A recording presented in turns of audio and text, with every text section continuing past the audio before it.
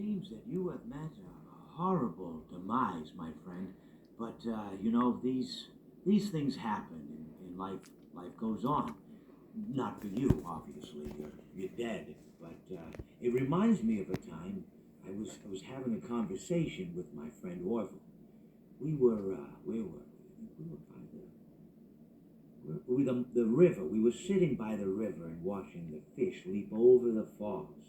And I said to Orville, sometimes I feel like a fish leaping over and over again, always trying to get somewhere, though I don't know where, only to find myself in the jaws of a beast.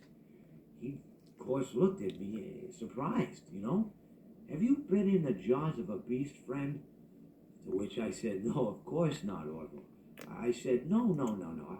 I simply meant that life can seem like a relentless endeavor to overcome meaningless obstacles, only to meet an equally meaningless fate, regardless of your efforts, regardless of the obstacles you've passed.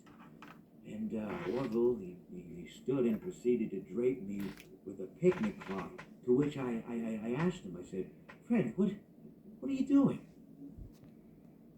He looked at me very concerned, really.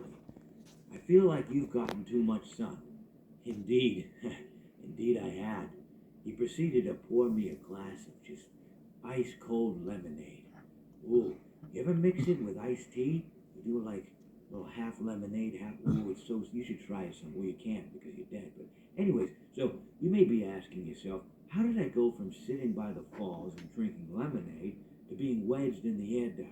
Not only with Orville, but with an entire assortment of fruity-colored friends. Well, there's really no good answer to that, but perhaps I met a demise of my own at some point, and this is my afterlife or my dream, whatever it might mean. I honestly don't know. Or maybe it doesn't mean anything at all. Maybe it doesn't mean anything